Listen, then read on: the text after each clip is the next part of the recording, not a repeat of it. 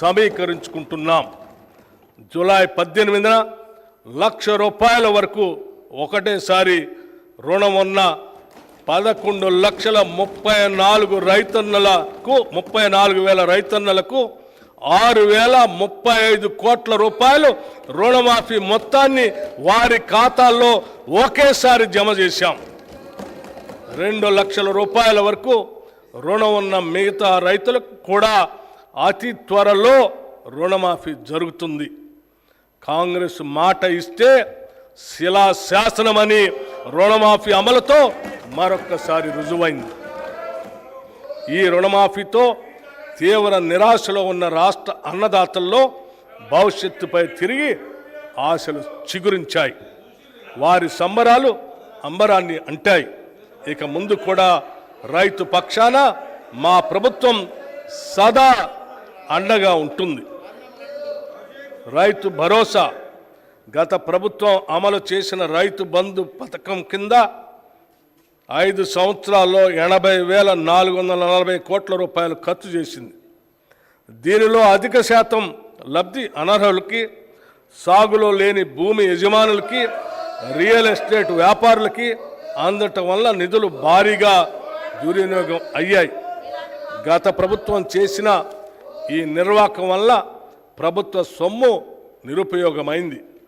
గత ప్రభుత్వం వారు రూపొందించుకున్న నియమ నిబంధనలను వారే తుంగలో తొక్కారు. ఇది చాలా శోచనీయం మరియు క్షమించరాని నేరం.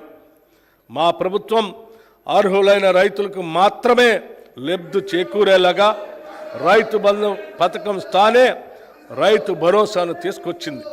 ఈ పథకం ద్వారా అర్హులైన రైతులకు ఏటా ఎకరానికి 15,000 రూపాయలు చెల్లించాలన్నది మా ప్రభుత్వ సంకల్పం. దీని అమలుకు విధి విధానాలు చర్చించి నిర్ణయించడానికి ఒక కేబినెట్ సబ్ కమిటీ ఏర్పాటు చేశాం. ఈ కమిటీ పలు జిల్లాల్లో పర్యటించి ఆ ప్రాంత రైతుల్ని, వ్యవసాయ రంగ నిపుణుల్ని, మేధావుల్ని సంప్రదించి వారి అభిప్రాయాలను సేకరించింది. ప్రజాభిప్రాయాలన్నింటినీ క్రోడీకరించి వాటిని గౌరవ సభలో ఉంచి చర్చించి గౌరవ శాసనసభ్యులు అందరి అభిప్రాయాన్ని తీసుకొని అమలు చేయాల్సిన విధి విధానాలపై తగిన నిర్ణయం తీసుకుంటాం. ప్రభుత్వ విధానాలు పారదర్శకంగా ప్రజల భాగస్వామ్యంతో ఖరారు చేయాలి. అంతేకాని 4 గోడల గడిల మధ్యన కాదు అని మా పనితీరుకు రైతు భరోసా విధానం ఒక ఉదాహరణ. రైతు కూలీల సంక్షేమం. భూమి లేని గ్రామీణ ప్రజానికం ఎక్కువగా రైతు కూలీలుగా పనిచేస్తూ దుర్భర జీవితాన్ని గడుపుతున్నారు. వారికి ఎటువంటి ఆర్థిక భద్రత ఉండకపోవడంతో పనిలేని రోజుల్లో పస్తులు ఉండాల్సిన బాధాకరమైన పరిస్థితి. వీరికి గత 10 ఏళ్లలో ప్రభుత్వ పరంగా ఎటువంటి సహాయ సహకారాలు అందలేదు. భూమి లేని రైతు కూలీల ఆర్థిక మరియు జీవన స్థితిగతులు మెరుగుపరచడానికి మా ప్రభుత్వం లక్షలాది భూమి లేని నిరుపేద రైతు కూలీలకు సంవత్సరానికి 12,000 రూపాయలు అందించే బరోత్తర కార్యక్రమాన్ని ఈ సంవత్సరంలోనే ప్రారంభించబోతున్నాం. అతివృష్టి, అనావృష్టుల రైతన్నల పాలిట శాపాలు. ఏడాది పాటు శ్రమించిన అనుకోని ప్రకృతి విపత్తులతో పండిన పంట చేతికందక రైతు రుణభారంతో కుంగిపోయి రైతు కూలీగా మారే పరిస్థితులు ఉత్పన్నమవుతాయి. వారిని ఇలాంటి దైన్య స్థితి నుండి కాపాడాల్సిన బాధ్యత ప్రభుత్వానిది. గత ప్రభుత్వం ఈ పథకానికి అవసరమైన బీమా ప్రీమియం చెల్లించక రైతుల కడగళ్లకు కారణమైంది. మా ప్రభుత్వం రైతుకు ఆర్థిక భద్రత కలిగించేందుకు పంటల బీమా పథకాన్ని అమలు చేయడానికి ఈ సంవత్సరం నుండి ప్రధానమంత్రి ఫసల్ బీమా యోజన పథకంలో చేరాలని నిర్ణయించాం. ఈ పథకం కింద రైతులు చెల్లించాల్సిన బీమా ప్రీమియం కూడా రాష్ట్ర ప్రభుత్వమే చెల్లిస్తుంది. రైతులకి పైసా ఖర్చు లేకుండా వారు వేసిన పంటలకు పూర్తి భద్రత ఈ పథకం కల్పిస్తుంది. తెలంగాణలో వరి సాగు చాలా విస్తృతంగా జరుగుతుంది. పండిన పంటకు సరైన ధర రాక, పెట్టుబడి కూడా దక్కక రైతులు తీవ్రంగా నష్టపోతున్నారు.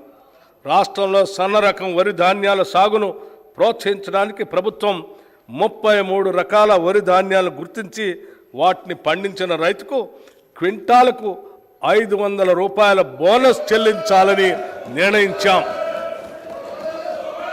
దీనివల్ల సన్న రకాల వరిని పండించే సాగు భూమి విస్తరణ పెరిగి రైతులకు ఆర్థిక ప్రయోజనం చేకూరుతుంది.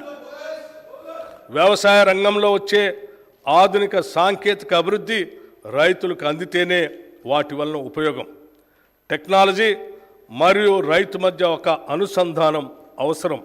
రైతులకు ఎప్పటికప్పుడు కొత్త శాస్త్రీయ పద్ధతుల ద్వారా దిగుబడులు పెంచుకోవటం, పంటలను తెగుళ్ల బారి నుండి రక్షించుకోవటం మరియు ఇతర వ్యవసాయ రంగ పరిజ్ఞానం అందించటం మా ప్రాధాన్యతగా ఉంది.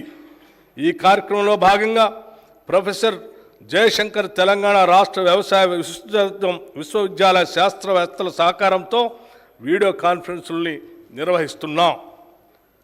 కుట్రపూరితమైన ఉద్దేశంతో గత ప్రభుత్వం చేసిన దుశ్చర్య ధరణి. చాలా సంవత్సరాల కాలంగా భూమిపై సర్వ హక్కులు అనుభవిస్తున్న కొందరు రైతన్నలకు వారి భూమి వారికే కాకుండా చేసింది ధరణి. తరతరాలుగా తమ యాజమాన్యంలో ఉన్న భూముల్ని ధరణి పోర్టల్లో నమోదు చేసే సమయంలో జరిగిన లోపాలు, అక్రమాలు, అవకతవకల వల్ల లక్షలాది రైతులు తీవ్రమైన మనోవేదనకి గురయ్యారు. ఆ పొరపాట్లను సరిదిద్దేందుకు ప్రభుత్వ కార్యాలయాల చుట్టూ తిరిగి వేసారిపోయారు. గత ప్రభుత్వం చేసిన తప్పులతో ఎంతోమంది వారి భూముల్ని అమ్ముకోలేక పెళ్ళిళ్లకు, పిల్లల చదువులకు మరియు కుటుంబ అవసరాలు తీర్చుకోవటానికి నానా అగచాట్లు పడ్డారు. లోపభూయిష్టమైన ధరణి నిర్వహణ వల్ల చాలామంది రైతులకి అందవలసిన రైతు బంధు, రైతు బీమా వంటి ప్రభుత్వ పథకాలు కూడా అందక నష్టపోయారు. సాక్షాత్తు తెలంగాణ హైకోర్టు కూడా ధరణి పోర్టల్లోని ఎన్నో లోపాలని ఎత్తి చూపింది.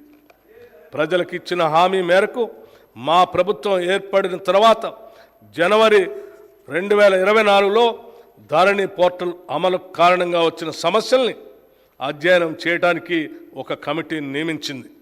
ఆ కమిటీ సూచనల మేరకు మొదటి దశలో పెండింగ్లో ఉన్న దరఖాస్తులను పరిశీలించి పరిష్కరించడానికి స్పెషల్ డ్రైవ్ను ఈ సంవత్సరం మార్చి 1 నుండి మార్చి 15 వరకు జిల్లా కలెక్టర్ల ఆధ్వర్యంలో